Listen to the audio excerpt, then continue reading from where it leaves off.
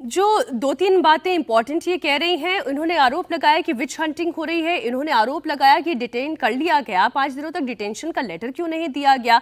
जोधपुर जब गए मुलाकात करने के लिए तो मुलाकात क्यों नहीं करने दी गई। ऐसे बहुत सारे आरोप लगाए जा रहे हैं और पुलिस का दुरुपयोग भी किया जा रहा है। हर्षवर्धन जी, आपसे इस हिस्से की शुरुआत करते चर्चा। देखिए, मुझे लगता है कि ये उनका अधिकार है, देश के किसी भी नागरिक को अगर उसे लगता है कि उसके खिलाफ ज्यादती हो रही है, कोई सरकार गलत कर रही है, तो न्यायालय जा सकते हैं। और मुझे लगता है कि ये अच्छा भी हुआ एक तरह से। सुप्रीम कोर्ट गई है वो, सर्वोच्च न्यायालय में कम से कम अब इस बहाने से जो बात होगी, तो सोनम वांगचुक के ऊपर जो भी आरोप हैं या जिस आधार पर सरकार उनके खिलाफ कार्रवाई कर रही है, जिस आधार पर उनको जोधपुर की जेल में रखा गया, वो भी सामने आएगा। लेकिन कई बड़े सवाल खड़े हैं। मैं निजी तौर पर यह नहीं कह रहा हूं कि सोनम वांगचुक को आप देशद्रोही अपराधी घोषित कर दें, लेकिन सोनम वांगचुक की भूमिका पिछले कुछ समय से बड़ी विचित्र सी रही है।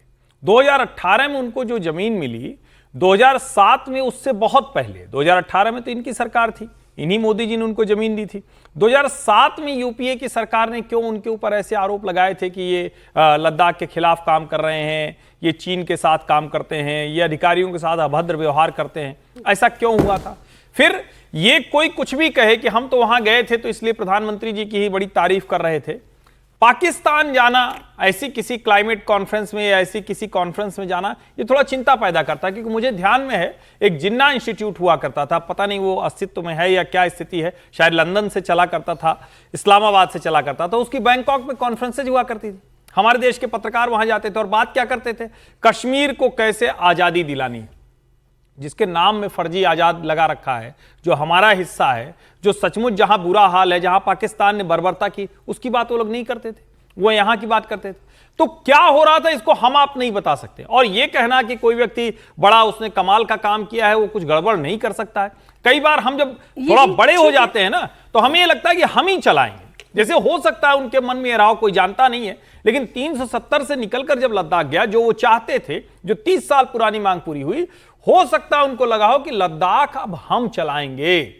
ये कैसे हो सकता है भाई। और एक इसकी इजाजत तो मीनाक्षी जी कतई नहीं दी जा सकती कि किसी हिस्से का कोई व्यक्ति कहे कि ना ना यहां दूसरे हिस्से वाला नहीं आएगा, ऐसा नहीं होने वाला है। ले लद्दाख के लोग जैसे दिल्ली में और हमारे उत्तर प्रदेश में आकर रह सकते हैं, वैसे उत्तर प्रदेश और दिल्ली का आदमी, देश का हर हिस्से का आदमी वहां जाके रहे, वहां जाके खरीद भी सकता है। पर्यावरण और संस्कृति का ध्यान रखेंगे, वो ठीक बात है।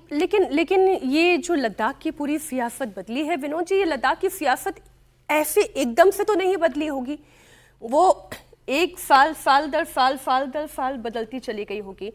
सोनम वांगचुक 2007 में कांग्रेस की नजर में कुछ गलत कर रहे थे। 2018 में अभी हर्षवर्धन जी ने कहा कि उन्हें इस गवर्नमेंट के ही टेन्योर में बड़ी जमीन भी मिल गई। अब इसी गवर्नमेंट पर यह आरोप भी है, जो पुलिस पर आरोप लगा रही है सोनम वांगचुक की पत्नी की गलत किया जा रहा है, विच हंटिंग हो रही है। सीबीआई का भी नाम ले लिया, आईबी का भी नाम ले लिया, थोड़े दिनों में ईडी का भी नाम सामने आ जाएगा। सियासत बदल तो रही है और बहुत तेजी से बदली है, हमें अब दिख रही है। नहीं, देखिए, सोनम वांगचुक के बारे में हमारी अपनी सबकी अलग अलग राय हो सकती है। मेरी राय है कि मैं उनको देशद्रोही कतई नहीं मानता। उनसे आप लोग असहमत हो सकते हैं, क्योंकि सरकार वो लगातार लद्दाख को लेकर आवाज़ उठा रहे थे पिछले 2 साल 3 साल से, और अनशन भी कर रहे थे। दिल्ली में तक पदयात्रा की उन्होंने, तो उन्होंने सैनिकों के लिए वो हॉट वो भी बना के भेजे हैं, सोलर वो जो है बना के भेजे। उन्होंने वहाँ पानी की समस्या का समाधान, जो गर्मियों में समस्या हो जाती है, उसके लिए उन्होंने जो वो बनाए, क्या कहते हैं, स्तूप बनाए, आइस स्तूप, बहुत सारा काम किया उन्होंने।